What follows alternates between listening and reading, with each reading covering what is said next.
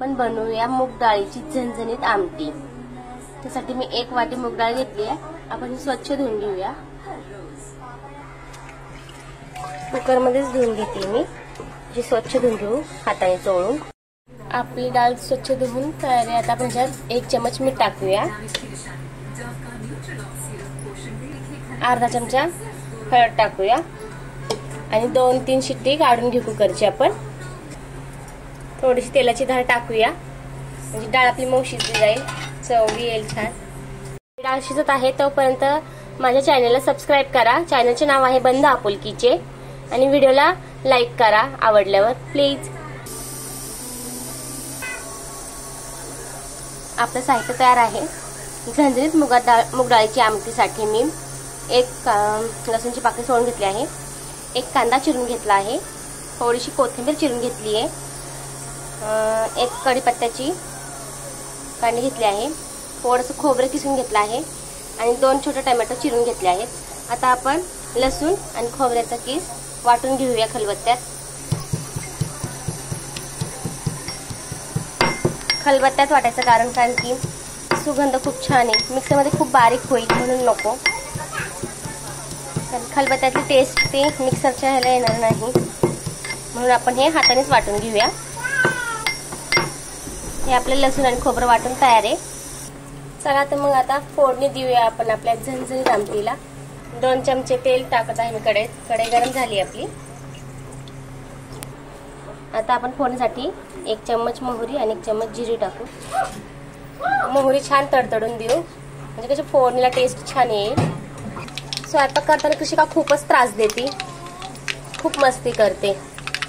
मोहरी तडतडली, आता आपण जिरे टाकूया 1 चम्मच, 1 चिटकी हिंग टाकूया, कढीपत्ता टाकूया, 1 मिरची, लसूण आणि खोबरं वाटलेलं टाकूया आपण, मस्त परतून घेऊ। आता हे आपले लाल झाले थोडेसे। आता आपण याच्यात कांदा टाकूया,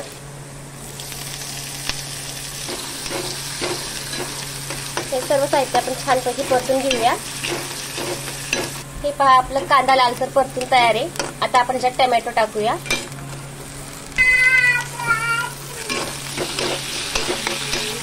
मधून मधून तुम्हाला पिशकाचा आवाज येतच असेल। अजून एका चॅनलचं नाव सांगते, बंद आपुलकीचे। चॅनलला सबस्क्राइब करायला विसरू नका। शिजून तयार आहे पहा, 3 शिट्टी घेतली मी, मस्त मऊ डाळ शिजली आहे। आपलं सगळं साहित्य परतून छान तयार आहे। आपण याच्यात आता झणझणीत आमटीसाठी घरचा कांदा लसूण मसाला टाकूया। मी हा 1.5 चमचा टाकत आहे, तिखट आहे, तुम्ही आपल्या आवडीनुसार टाकू शकताय। आणि 1 चम्मच मी संडे मसाला पण टाकत आहे चवीसाठी। 1 मिनिट आपण परतून घेऊ हे मसाला। चला तर मग मसाला परतून तयार आहे आपला। डाळ टाकूया, 1 ग्लास पाणी ओतले मी, अजून पाणी ओतूया आपण। सगळं आता मस्तपैकी एकदा हलवून घेऊया। डाळ शिजताना आपण मीठ टाकलं होतं, त्यामुळे आता चवीनुसार मीठ टाकूया। बारीक चिरलेली कोथिंबीर टाकूया आपण। आहा मस्त वास तर एक छान येतोय, खायलाही छानच असेल। नक्कीच बनवून पहा एकदा घरी माझ्या स्टाईलने। 2-3 मिनिटासाठी आपण ही शिजवून घेऊया। आपल्या आमटीला आता उकळी आली आहे, पाहू शकताय। चला तर मग मस्तपैकी झणझणीत आमटी खायला या बाजरीच्या भाकरीसोबत, आणि मस्त एक कांदा फोडून। खूप छान लागते ही झणझणीत आमटी। रेसिपी आवडली असेल तर नक्कीच व्हिडिओला लाईक करा। थँक्यू।